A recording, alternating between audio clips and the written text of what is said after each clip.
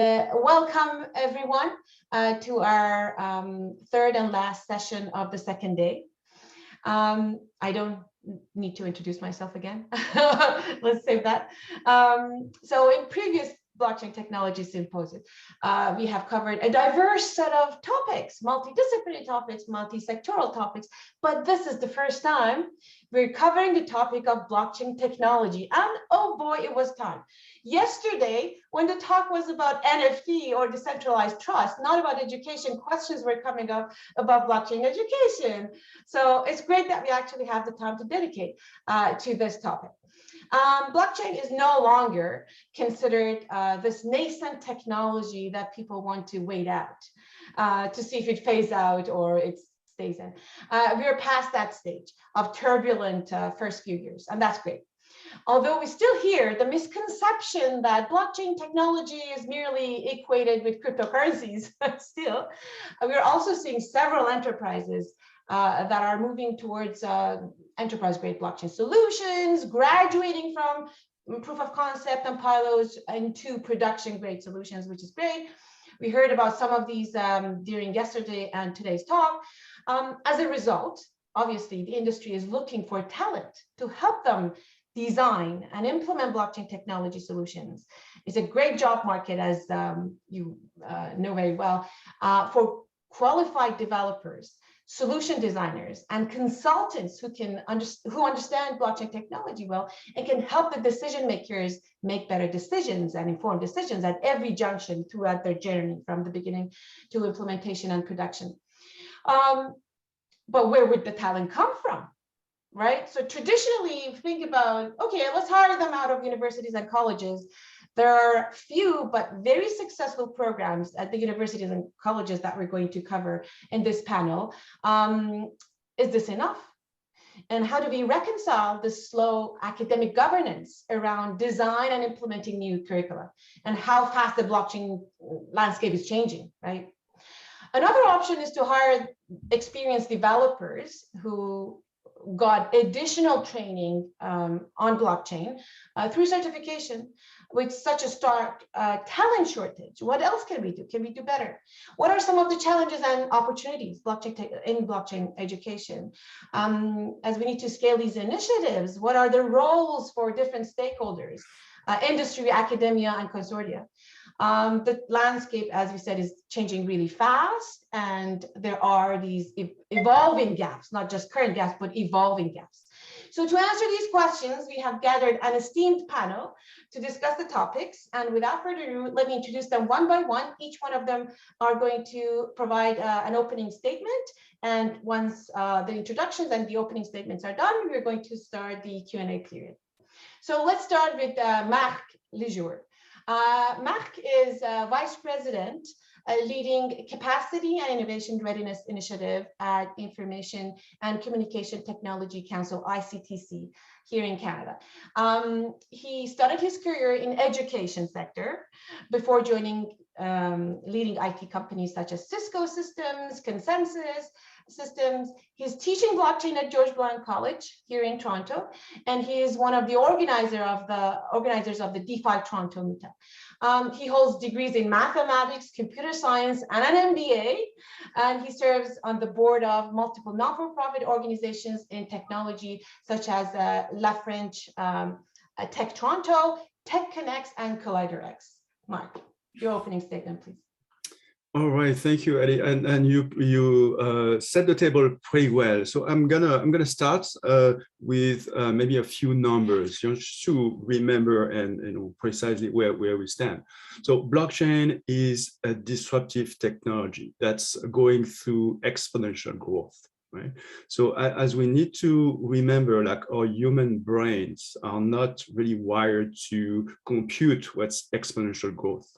We really much think linearly, iteratively, so it's really hard to imagine what exponential impact really means. But let's see where we are. Like, Bitcoin started about 13 years ago already, so that's a long time.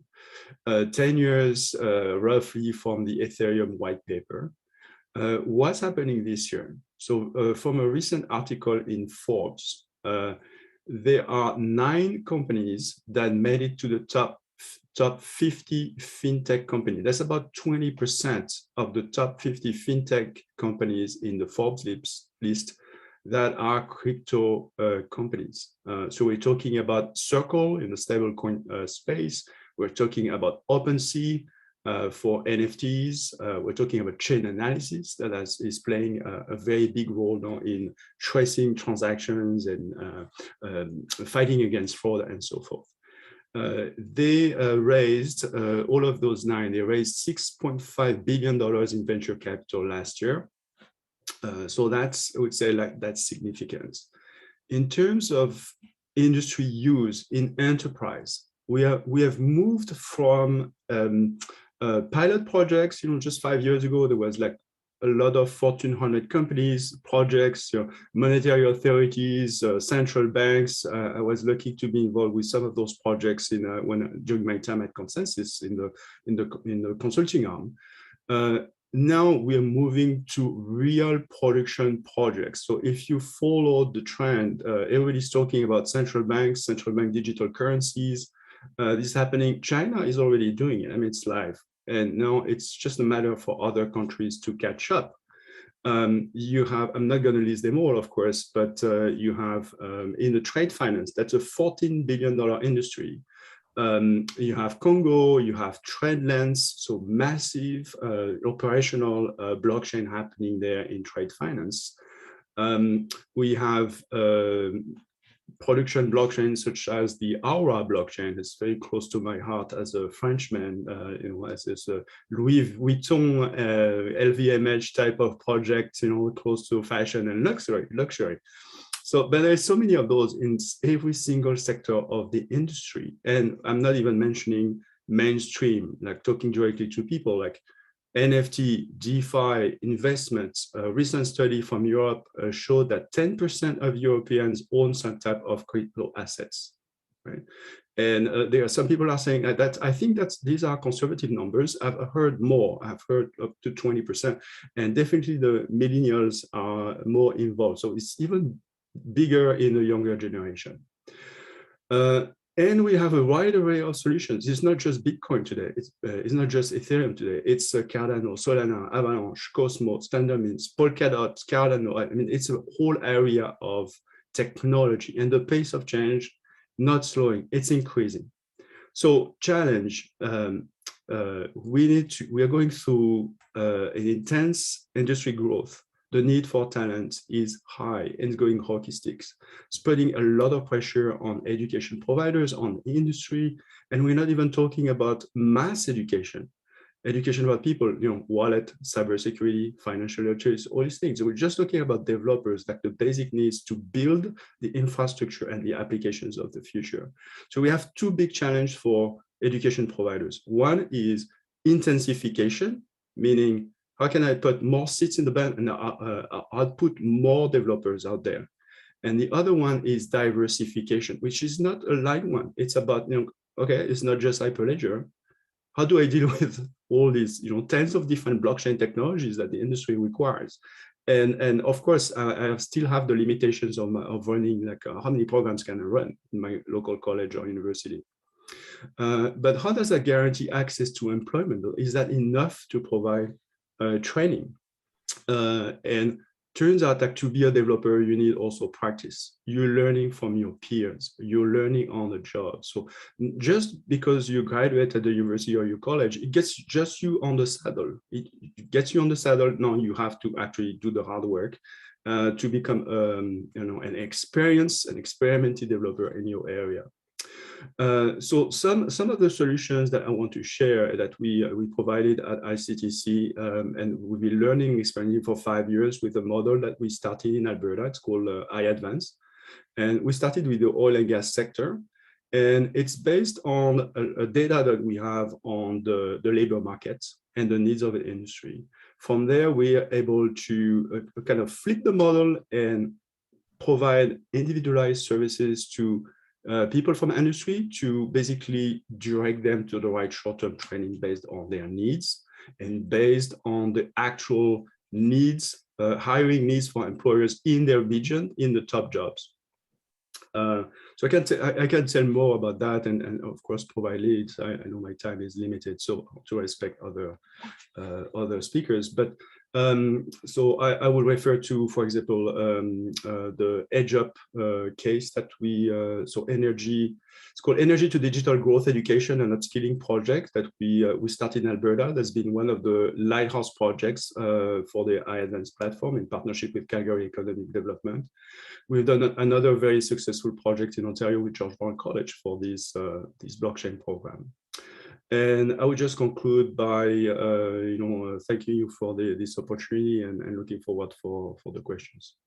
Thank you very much, man. Really appreciate it. Our next panelist is Sandra Ro. Sandra is a proponent for human-centric technology. From investment banking to blockchain technology, she's an early investor in crypto and digital assets. Currently, Sandra is CEO of the Global Blockchain Business Council, a leading Swiss-based non-for-profit association, but I think your background is New York. The screen is New York. The company is Swiss-based. She serves as board of directors of various private and public sector institutions, and she has a lot to offer. Please, Sandra.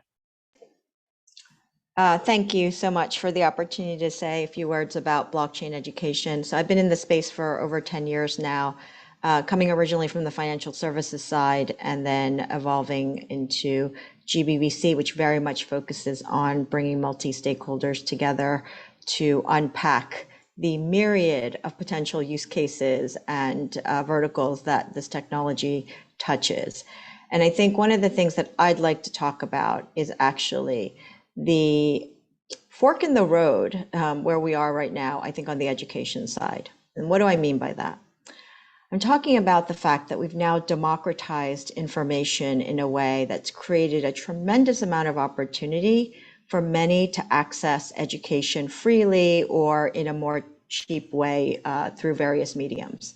And that includes blockchain education. So if you go online right now, you will see online courses, academies that you've never heard of, YouTube videos of experts saying that they know and they can teach you for several $1,000s or sometimes for free, all about cryptocurrencies in particular. And that sounds great on the face of, if you look at it from a democratization standpoint, anyone can look to help anyone else out, learn about something. The issue then, of course, is the challenge around the open access having a certain level of integrity, quality, and actually correctness. And what is the intent of some of these questionable experts, whether in fact they're actually experts. And I think this is where we are now with blockchain education.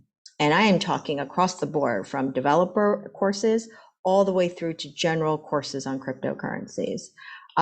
We as an organization get inundated with requests from not only individuals, but actually other organizations on what are credible places for us to actually access different types of information. We do our best to provide more business-focused use case information and some thought leadership from our companies and our members that are able to write around certain topics. But here is the gist of my position today. Accredited universities and trusted organizations, academic organizations, have a role to step up, innovate themselves, and fill the gaps that exist today. Because yes, it's moving very quickly. And frankly, I see a world where if we don't have standards around what certification means, if we don't have standards around what a blockchain course means, whether it's a business course or a legal course or a undergraduate course, if we do not have those things in place, somebody else will fill them. And that disruption that happened, if you think about it, related to media, is going to happen to academia. And I see some of the hallmarks of this already happening. And so with that, I think what the opportunity set here is to actually take the goodwill, take the reputation that many of the accredited universities already have, but also challenge the internal infrastructure that is incredibly slow to figure out ways to use Web3 tools online, metaverse. There's a whole bunch of things that can be done to make it more lightweight. You don't need to take a 2-year degree necessarily to learn certain skills, and have a distinction between actually getting a computer science degree that happens to have also a track related to certain languages that you need to be a developer in blockchain space versus actually just taking certification courses in a specific language or a business course that gets you to a certain place where you can become a business consultant, for example. So I leave you with that. And I think there's a lot of opportunity for academic universities or accredited universities to step up. We need to see more of it.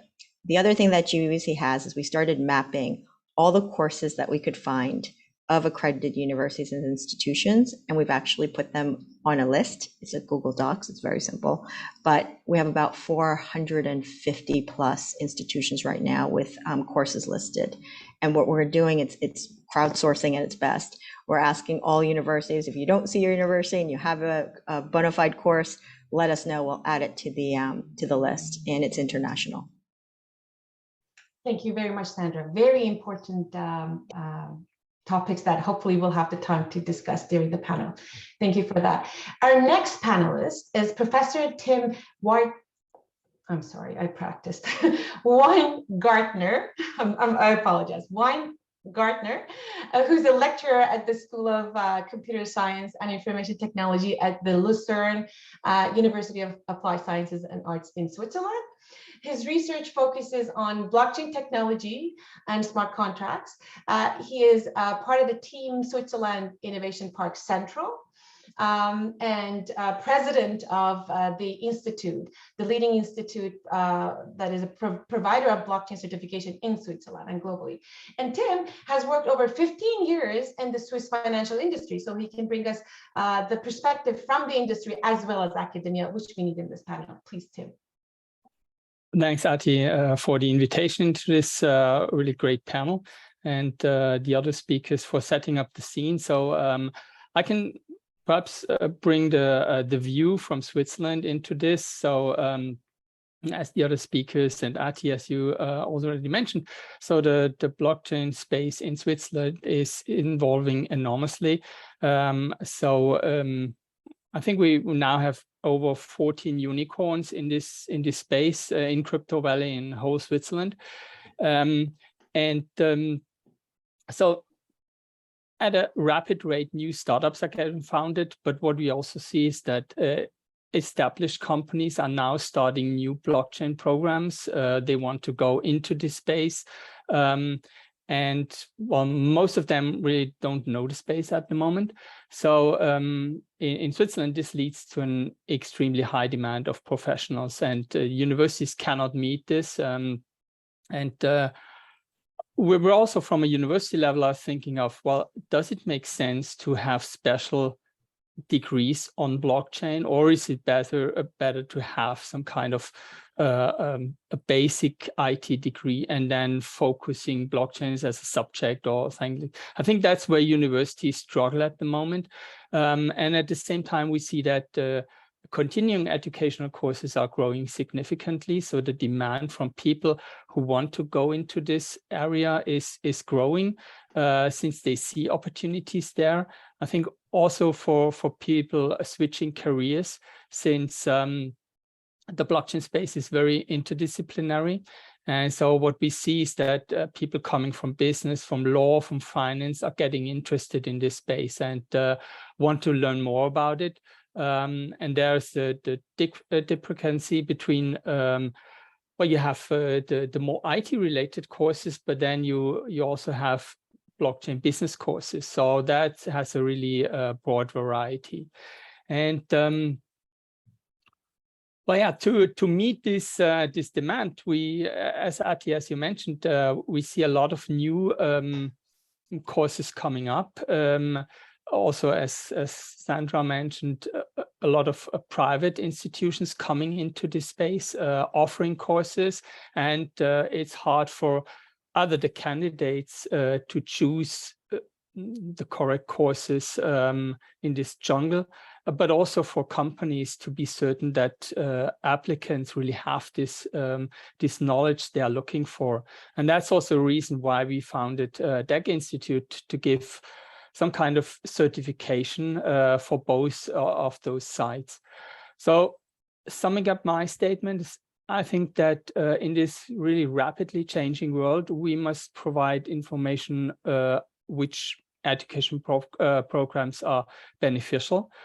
We also have to provide information about which knowledge is really necessary, and how blockchain expertise can verify it, but also what job paths exist for candidates.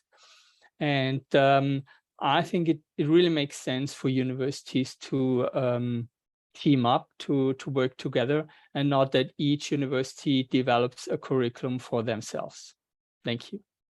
Great, thank you very much, Tim. You brought up the very good point about how would the industry trust all of these different certifications. So I have some question I'll be sure to ask you about that. Our next speaker is Dr. Quinn Dupont, who is an adjunct professor at the UBC School of Information and was previously an assistant professor in the School of Business at University College Dublin. He has a PhD in information science from University of Toronto and was a postdoctoral research associate at the University of Washington. Very related to this panel, Quinn is the educational chair of IEEE Blockchain Initiative and IEEE TEMS. Quinn, for your opening statement, please. Thanks, Atty. Thanks, everyone, attendees and other panelists. So just for a couple of minutes here, I'm going to talk very briefly about some of my own reflections and activities within the educational space of blockchain. And then I'm going to briefly just say a few words at the end about something that's near and dear to my heart, which is sort of teaching human factors and values with respect to systems and technologies, and particularly we're talking here about cryptocurrencies and blockchain. So I'll talk a few words about that, some of the ethics and the challenges that are associated with that. So the first thing to note is, as a few of us already talked about, there does seem to be a perceived need, workforce demand.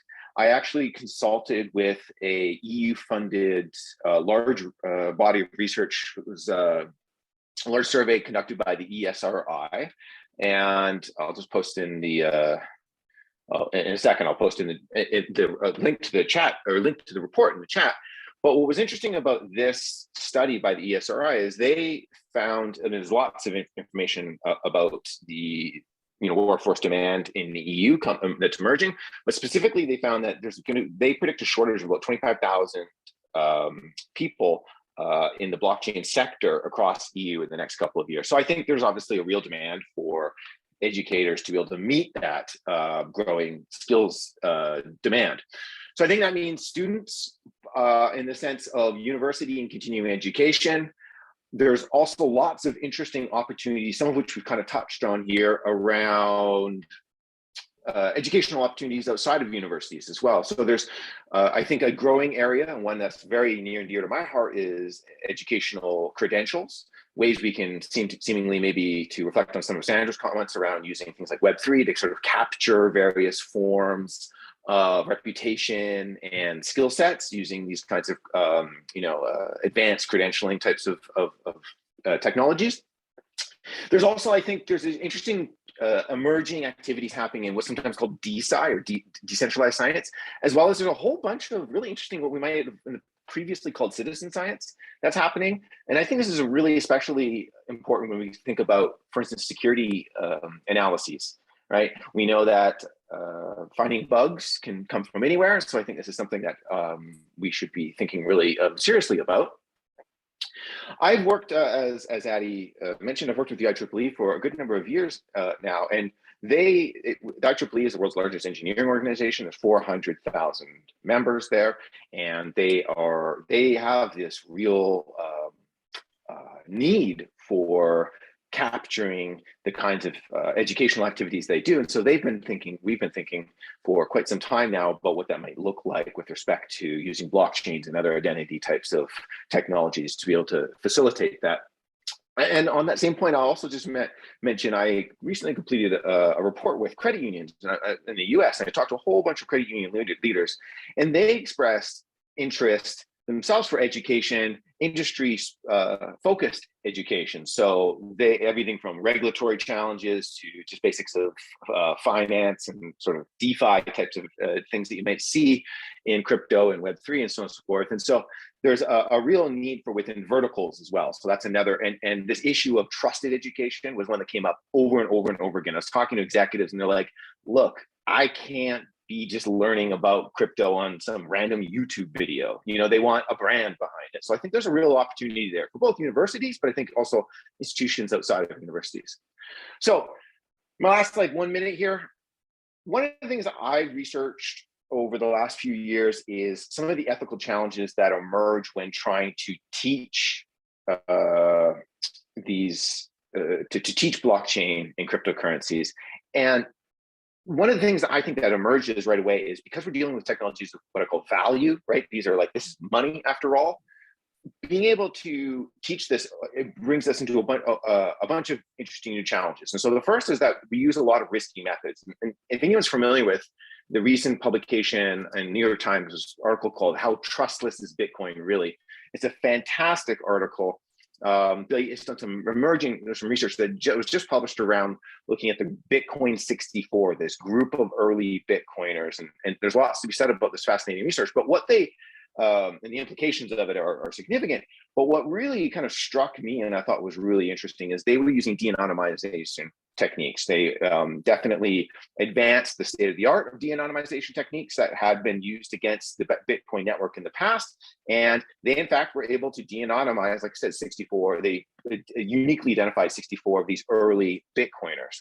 These are risky methods. First of all, there's lots of opportunity for dual use and misuse by, for instance, maybe these methods, these de-anonymization methods could be used by unscrupulous governments and so on and so forth. But of course, this is something that we need to be able to teach these kinds of activities. And so it's a real challenge. How do you do that in the classroom? And other cases of research methods being misused are out there. So a few years back, I was at a conference in Boston, and actually Ari Jules stood up and he was talking about his research, fantastic research. And he had to admit, he said, we accidentally created the bot community, right? And of course, I don't think we're going to ethically impugn that research. It's just to know that this is one of the consequences. These are risky methods we're using. There's no consent, and they're often investigating people who may be criminals, or they may be in locations that need anonymous protections and so on and so forth. And so by doing things like de-anonymization, we're really in some sort of dangerous territory there. But I think this is essential to teach these kinds of values. And with that, I think my 5 minutes is up, so I'll leave it at that. Thank you. Thank you very much, Quinn. So last, but certainly not the least, Dr. Victoria Lemieux, my dear friend and colleague at BTS Organizing Committee, is an associate professor of archival sciences at the University of British Columbia School of Information, where she's the founder and leader of Blockchain at UBC, the University of British Columbia's multidisciplinary blockchain research cluster that is now ranked #1 in Canada for blockchain education. Very fitting to this panel. As we heard yesterday, Vicky is the author of 2 books, Building Decentralized Trust, Multidisciplinary Perspectives on the Design of Blockchain and Distributed Ledger Technologies, that is published by Springer in 2020, as well as Searching for Trust, Blockchain Technology in an Age of Disinformation, which was published in 2022. Vicky, for your opening statement, please. Thank you. Thanks, Atty. And it's really great to be here to present to all of our participants. Thank you for joining us, and to be amongst my my co-educators, and to talk about my passion project, Blockchain at UBC, that I founded in 2016. Just because I was intellectually curious about blockchain, and because I like to learn myself, and because I don't like to learn by myself. It's more fun if you can learn with a bunch of people. It started off as a multidisciplinary open knowledge sharing experiment with even members of the community, our local Vancouver decentralist community, who were so gracious in sharing their own information. And we've grown from that seed. So I guess what I want to emphasize in my thinking about blockchain education is a couple of things. So we've focused a lot of our thinking so far on the skills gap and the need to fill that skills gap that that projects that are trying to scale as the industry emerges require, and that has a lot to do with developers and product managers and cryptographers and lots of different sets of skills that we've heard about today. The other aspect of education that I think, and maybe this is more what has emerged out of blockchain at UBC, although UBC, we do focus on some of the skills related aspects. I'll maybe come back to that point. But what I've tried to focus on more is the innovation piece. How do we, take those kind of, I think it was in Moti's talk, those visionary scientists, and give them the capability and a platform and a framework for thinking about the future of this technology and building novel capabilities that are going to take us forward from where we started with all of this. Let's say, it's pre-Bitcoin, but let's, the watershed 2008 Bitcoin paper, let's say, as a starting point. So that's really what blockchain at UBC and some of our educational programming at the graduate level is focused on. Although we do offer through our extended learning blockchain education for professionals that are working in the technology industry already, or even if they're not in technology, but who are curious and they want to skill up, let's say, in the blockchain space. They want to learn more to give themselves, an opportunity for lateral moves or to see how it can be employed in their context. So, but by and large, the focus of my work has been building our graduate program and focused on education. So we heard about lots of different groups and skill sets. These all draw on different kinds of disciplines. So of course, computer science, we've heard a lot about engineering, as a sub-branch of applied computer science, I guess, cryptography. Your own work and your students in looking at innovation theory, so from business and management studies, and even my own area of archival science, which is kind of unusual. So my undergraduate degree is in history and my PhD is in archival studies, and that's focused on long-term preservation of authentic records. So there's space for many different types of disciplines. But the real challenge, I think, in producing innovation out of this space and educating future innovators, researchers who are going to drive forward the technology, is in how do you bring these disciplines together in a multidisciplinary conversation to produce novel insights. And so that really the focus of our educational programming is to produce a multidisciplinary framework. So we've developed a theoretical model, and to which you, Atty, and Tim and Quinn have all participated. So that's the 2020 book you mentioned, Building Decentralized Trust. We brought experts from multiple different disciplines together to talk about how do we theorize about blockchain? How do we talk about this across the disciplines in a way that allows us to produce something greater than the sum of its parts? And so that resulted in our 3-layer model for blockchain technology design. And this was published in that 2020 book you mentioned. And it's really been an extremely useful pedagogical tool, a utility that we've really leaned into at blockchain at UBC, because it allows us to create this design canvas for blockchain technology that enables students that are trained in sociology, public policy, global affairs, to have meaningful conversations with students that are trained in engineering or training in engineering and computer science, and those who are training in archival science and information science. So it gives them that framework, a common language, a common way of looking at the world.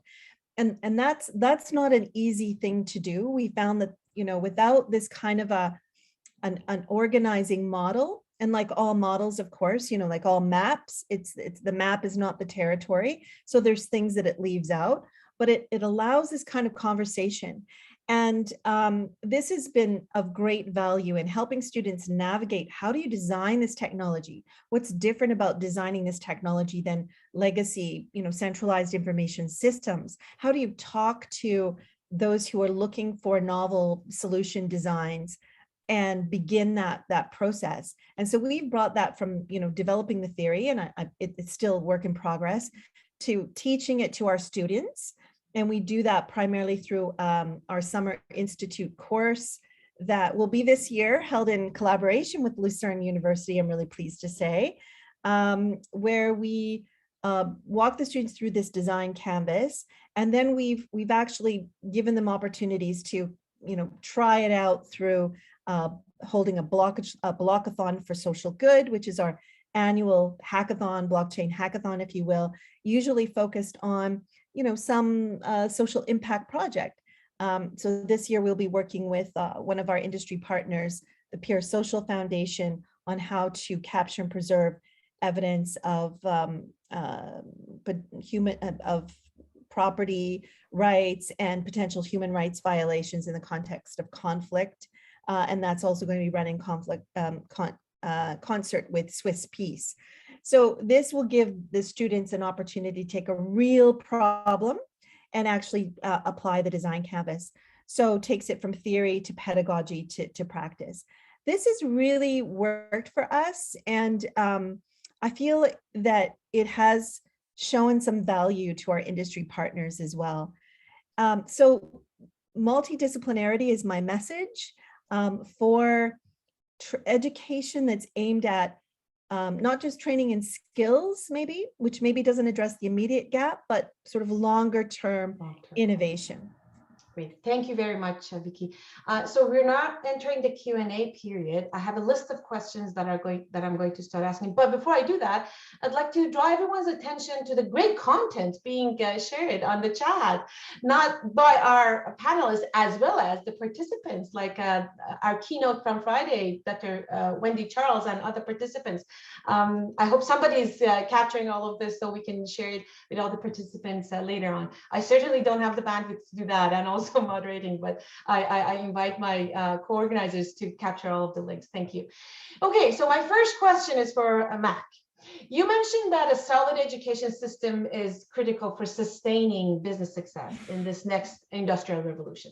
In your opinion, how should we best prepare Canadians, or any nation for that matter, on a massive scale to meet the needs of industry now and in the future, please? Yeah, thank you for the question. And I'm going to piggyback on some of the insights from and sharing from the panelists. And as much as I like it, I like very much the transdisciplinary approach that Vicky just mentioned. And definitely this is one of the first things you want to be doing, because you need to have that conversation with industry leaders to help them understand how blockchain is actually changing their business, how they can get ahead and innovate. And it definitely, very, it's also very elitist in a way. It's not something that will address, as Vicky said, it's not something that's going to address like the massive scales. It's still, but it's a very important thing to do, especially at the beginning. To Sandra's point, we also need to sort out among these thousands of different trainings of different forms and shapes and provenance and reputation value and actual value. So there is this wide conversations right now in the education community about micro certifications. recognizing that universities need to go certainly faster into creating programs. But I mean, do you really want to dilute the value of universities, of a liberal education, of a peer-reviewed research, and actually, taking the time to actually crafting programs that make sense not for the buzz, but for the long time, and to engage reflection and research and critical thinking. So micro-certifications are a way to have short duration training that can respond to immediate needs from the industry, and at the same time allow the university, the college, the organization to experiment with new technology. And it's nothing new. I mean, we have webinars, seminars in universities that are bringing some experts to explore different topics.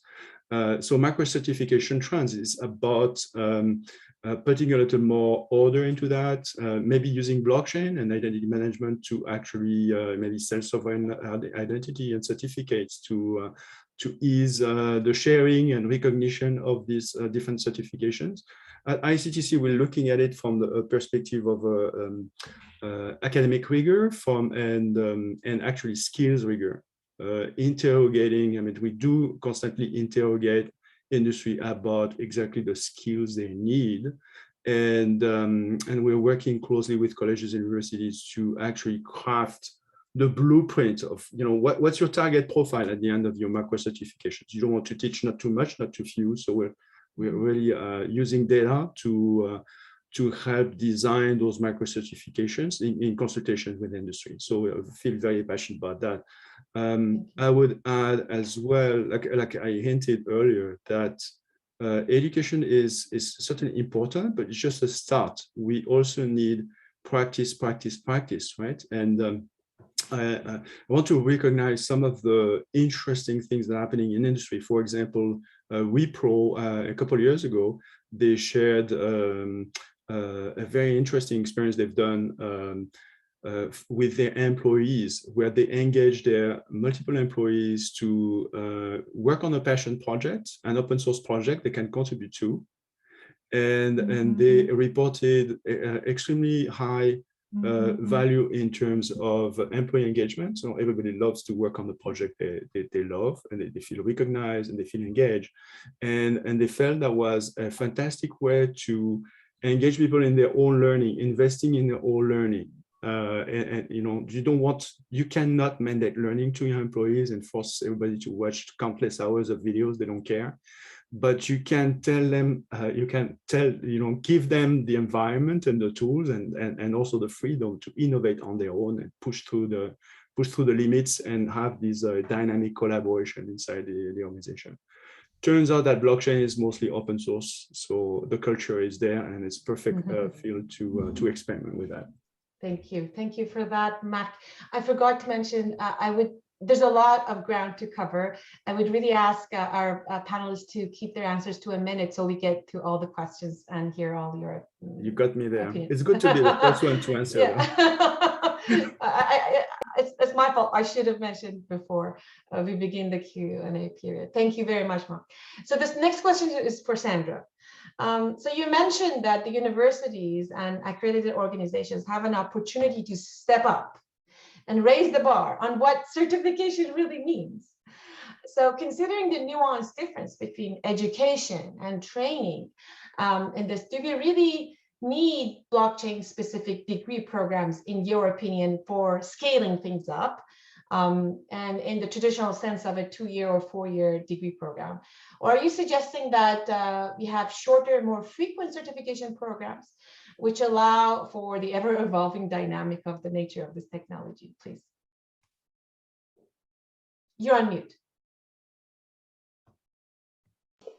I wish I had a succinct answer, but I'm going to put it into a couple buckets very quickly. There are the students who are going through, who are young, who are going through the school system.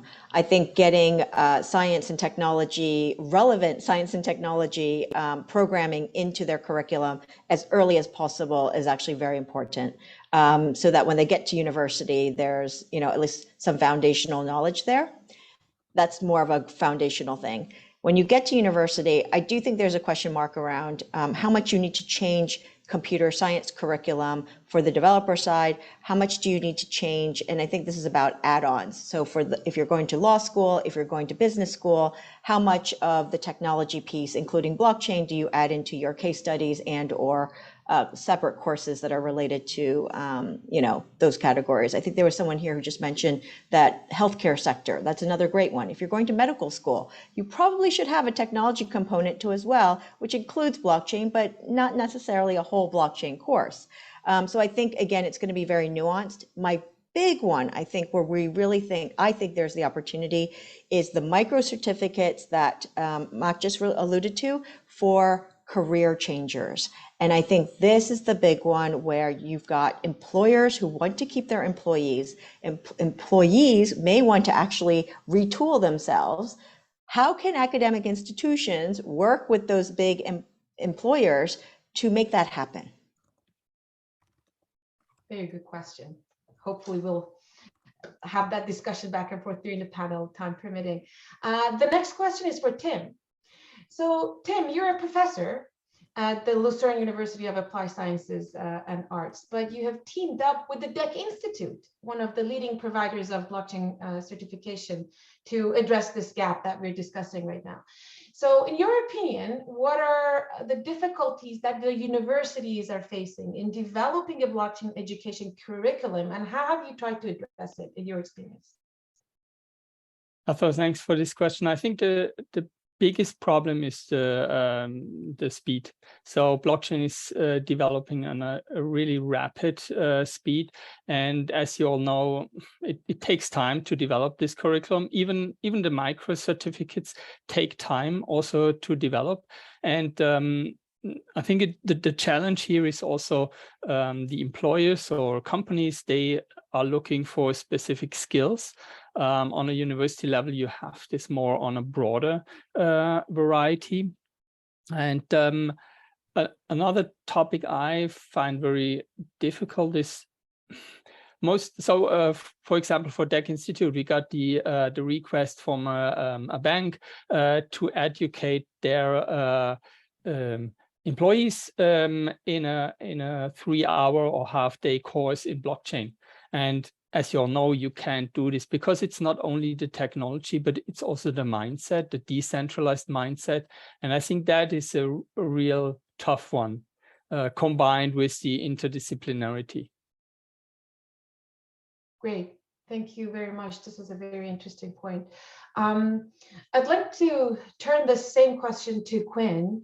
In your opening position, Quinn, you mentioned the ethical challenges of teaching blockchain security, or other similar ethical challenges in blockchain education at all.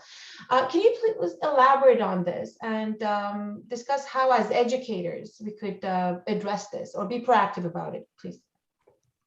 Yeah, it's a really challenging topic that I think is really just, I've only scratched the surface. There is, unfortunately, maybe to surprise nobody, crypto and ethics, nobody seems too concerned about ethics. So there hasn't been a lot of research. So the first sort of comment is to say that I think we're heading into territory that we need to get in front of, we need to deal with. This is part of a broader challenge of incorporating ethics into computer science and engineering education more generally. So I think there's obviously a lot of kind of efforts that are ongoing.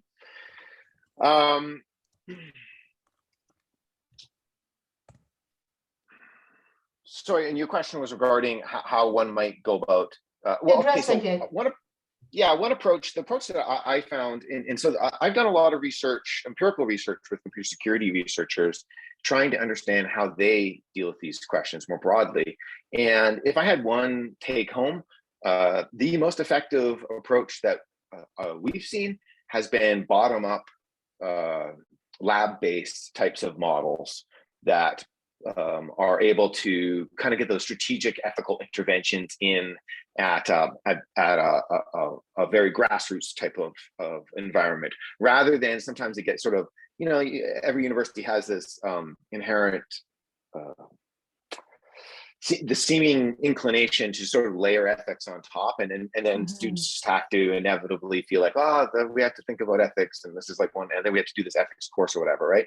Whereas I think more integrated models are probably, they in the early evidence I've seen suggests that they're more efficacious as well. So if there was one take home, I'd say that. But generally speaking, there's just a lot more need for research and understanding these challenges, both from the teaching and inside in the classroom, but research methods more broadly used here, because we're dealing with a new kind of technology. I mean, obviously, fintech has to do with money, but this is truly there's something special about cryptocurrencies that do make them so darn challenging. And that's why the security environment is, daily, there's hacks and all that kind of stuff as well.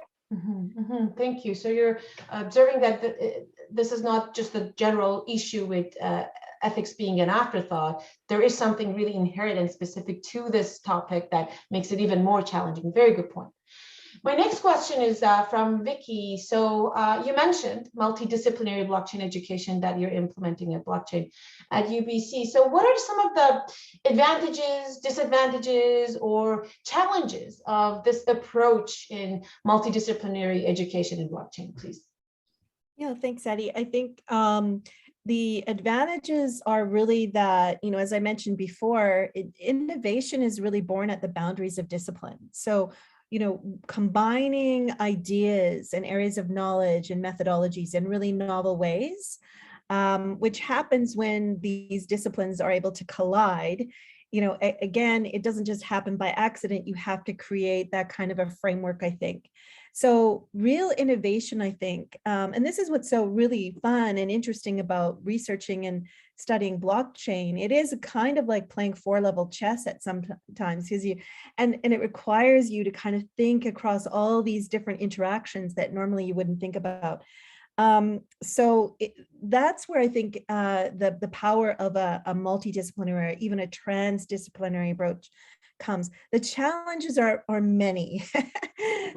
Where do I even begin? I mean, getting an engineer to appreciate,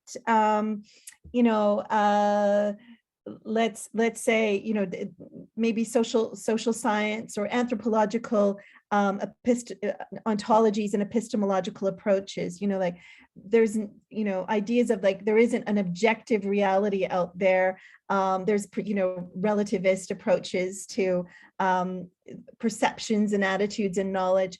These are really interesting conversations that you have when you're working across disciplines. You have to really go deep. And so we really had to wrestle with that in, thinking about how we developed our 3-layer model, as you know. And we really have leveraged the sociologist Bruno Latour's ontology, actor network theory, because it is this kind of flat ontology that gives equal ontological weight to humans and machines. And, so these are, like the real challenges in language as well. What something means in one discipline for archival science, what it means, an archives means in archival science is completely different than what an archive is in computer science. So we have to, build a common vocabulary. I think, maybe going to a more practical level, finding faculty who can teach, and who are willing to kind of teach in this multidisciplinary modality.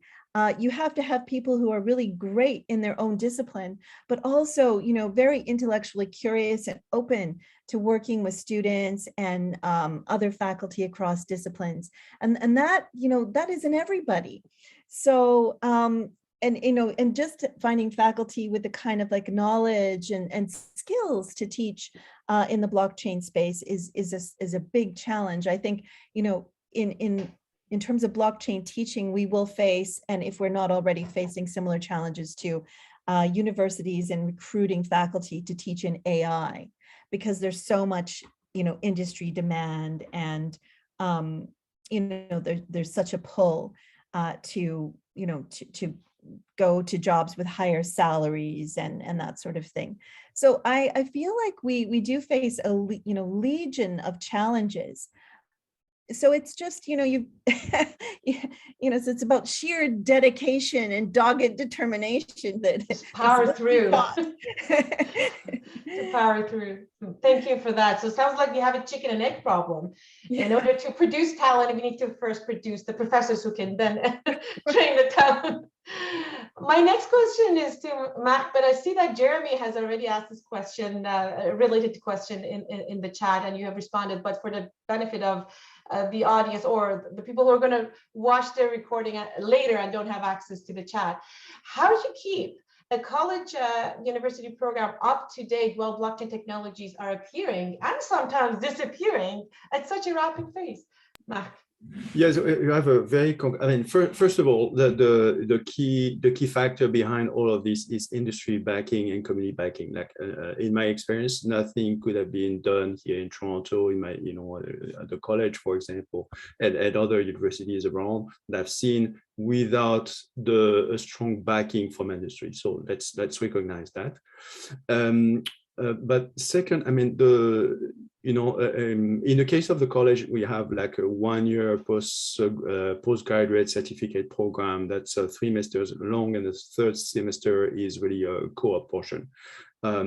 So it's a format that doesn't mean to change. I mean, the objectives, the overall goals are to remain the same, but the technologies are changing. So we've been very careful over the year to, as I'm chairing the program advisory committee in discussion with industry, to introduce new technology, to balance the program in terms of skills. Where do we focus? Still retaining the key learning objectives, as for example, developing a decentralized application. But now we recognize that it's not just Bitcoin out there. You need to know a little about more technologies, and industry in particular, they still require polyglots. So you don't want like a one-trick pony that does only Java or JavaScript and that's it. So finding the right balance is a little bit tricky, but constant review and discussion with the industry is the key. Thank you. Very, very interesting points you brought up. So we have 4 minutes to the hour, but lots of questions.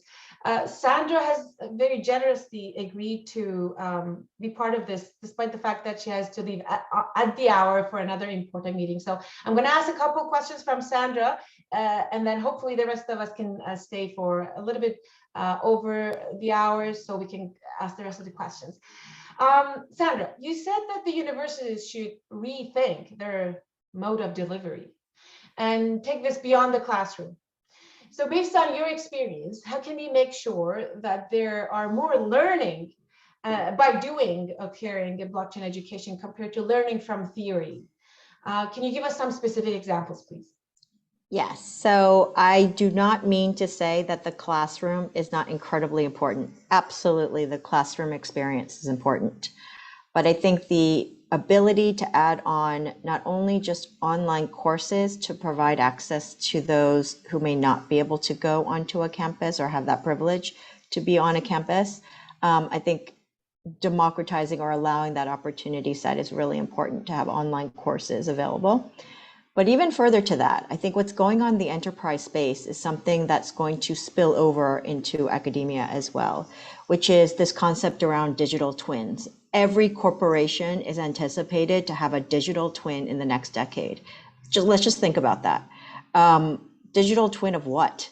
And it does depend, depending on which enterprise you speak to, what they mean by that. I think for some folks, it's going to be as easy as like, maybe it's just an easier way to interact with their customers. Okay, fine.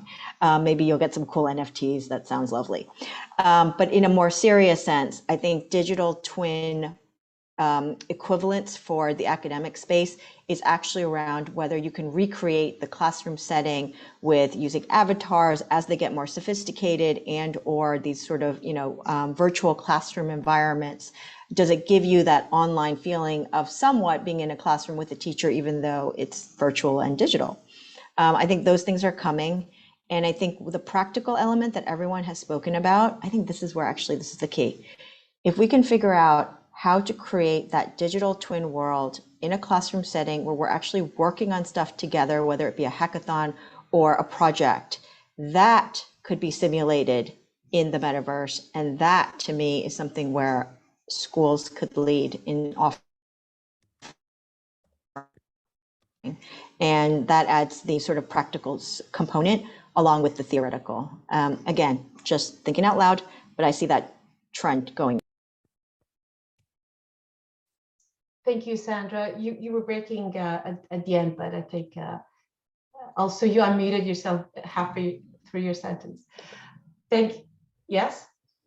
No, thank you. Okay, I was good. going to say there's a lot more to go, but those are just initial thoughts. We're Okay, very good. early days on this. Thank you. Thank you very much for that. I'm following the chat. Very good questions. And I see that our panelists are entertaining those questions. But there's a specific one that I'd like to ask out loud. And perhaps I ask Quinn. Quinn, there's a question by Matthew. And they're asking any comments or thoughts regarding the consumer side of learning blockchain technology. And you brought up the ethical side of this. And I think, do you have any comments on that? We do have... We've been talking about the talent shortage, people who can be on the providing side of blockchain technology solutions, but what about the consumers, please? Yeah, I think there's lots of opportunity here. I'll point out to a couple of interesting edge cases I've seen. One kind of really controversial practice you see widely in Web3 that some people have thought might be in some interesting way applicable to broader blockchain education is this notion of learn to earn is what some people call it. And it is exactly what it sounds like. It's paying people to learn. Now, of course, you do this in crypto, like from a consumer side, because you want to get them familiar with your protocol. And there's, it's just a way of doing consumer engagement or something like this, right? But I think actually the idea is, while very controversial, has broader application. And especially when you start to realize that what's the one really interesting fact about crypto more generally is that it's magic internet money, right? So you can just do fun things, like you can just make money up to pay people to educate them, right? So I think that's like an interesting edge case. The other place I mentioned briefly, and I'll just mention it again, there is a lot of activity in the Web3 space around this decentralized science or just various DAOs that are trying to, well, they range between trying to be like corporate raiders of universities, where they're trying to replicate the things that university faculty have been thinking about for ages, everything from peer review to blockchain data provenance types of technologies, all these kinds of questions. But what's more interesting, I think, socially, is there is a lot of this. There's a kind of a social movement of people who are interested in being, they call themselves researchers or educators, these kinds of things. And they're forming up in these interesting DAOs. And there's ones I can think of a few off the top of my head, just really briefly. There's RN DAO, there's one called Tunnel DAO, on and on and on. There's lists, you can find them out there, of these para-academic types of activities. And so that might be another place where you could see some kind of crossover. I think the worry, of course, or is we're getting really mixed up into industry types of activities at this point. And I think we all have to be careful and smart about what's the real motivation here. I'm not opposed to taking industry funding, but industry is often looking for a kind of a halo effect to shine up the awful tarnished image of crypto. And universities have been ready and welcome to step into that position, bringing in all sorts of other broader ethical issues around financial disclosure and so on and so forth, and just the role of university and society and these kinds of things. Absolutely. Well, thank you for that answer, Quinn. Very interesting points. So my last question to all our panelists is the following: in 30 seconds or less, describe your vision of the future. Let's say 5 to 10 years from now for blockchain education. Let's go, Tim, Marc, Sandra, Quinn, and Victoria. Tim. Yeah, I would really like to see us to collaborate, as we just discussed in education and training. And I think despite online learning or perhaps also metaverse, I think it's really important to have this personal touch on education and this coaching which is needed. But why not really collaborate as universities on this topic? Thank you, Marc. I see blockchain being much less exciting in 5 to 10 years, because we've got used to it like the web is today. I mean, the web, that was exciting 20 years ago, but today— boring is good. Boring is the new exciting. So blockchain would be taught in every single area, computer science, business, legal, everything. And we would have learned a lot from Vicky and her group from there. So the teaching would actually be relevant in every single discipline. Thank you. Thank you, Sandra. I'm going to say that I absolutely agree on the global collaboration point. Anything we can do as a nonprofit organization to support you all, we absolutely are behind institutions that are looking to figure out how they put their best foot forward in terms of educating students, but also, helping all the companies out there that want to hire. And further to that, I will say, the disruption that's coming to the academic space worries me. And I also think it's an opportunity to democratize more access to information that privileged academic institutions offer. And we need to find that balance. So I'm just going to leave it at that. Thank you. Thank you very much. Quinn, your vision of the future. So my vision of the future is, it's a bit of a shameless plug here, but I think we need to think seriously about pedagogy. And I think we need to come together as a group of people in a workshop environment and to share syllabi, share the best articles, the best resources, get these together as a serious scientific pursuit. That's the other thing I want to really iterate here. Maybe I'm the only one, but I'm convinced there's really interesting things here afoot, and they're foundational. And yeah, we're not going to be talking about blockchain in 5 years. Well, yes, we are actually. I've been in this for a decade now, and we just never seem to shut up about this. It's going to go on forever and ever, but it's going to look dramatically different.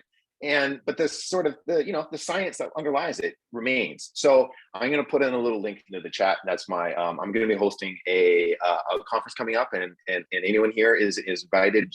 There's details there, and we're doing a pedagogy workshop specifically to try to address this. So that's coming up in about a month's time. Awesome. Thank you. Thank you very much. Vicky? Yeah, I'm just going to underscore what everyone else has said. We need more collaboration. We need pedagogical workshops and really thinking deeply about pedagogy. I also agree with what Marc said, that we won't probably be as focused on the uniqueness or the specialness of blockchain. There will be blockchain incorporated into the teaching in a number of different disciplines. But I also think we need to study blockchain as a kind of a meta discipline as well. So, maybe a little bit of both. I really hope for myself that I'm not having to have conversations with administrators about, how the banks don't support, crypto, and it's all just for fraud, and it's a terrible for the environment. It'll make my life a lot easier. None of those things are necessarily wrong. It's just what studying it is, isn't necessarily about contributing to those things. Awesome. Well, thank you all very much. I wish we had the time to actually read all the comments, because it's fascinating. The conversation that is taking place in the chat is fascinating. I'd like to thank every single one of our panelists. Sandra had to go. She had given me the notice that she had to go, but I'd like to thank every single one of you, the audience who engaged in this on the chat about this topic. And I'm glad that at the end we're down to let's collaborate more. We need more collaboration in this, which was basically the pillar of what BTS is all about: collaboration among academia, industry, and policymakers and decision makers. So that's great to see. Thank you all very much. We have 2 more days of BTS, day 3 and day 4, with a great lineup of keynote speakers, panels, as well as contributed talks. So we'll see you again tomorrow, same time. Thank you. Collaboration is just starting then.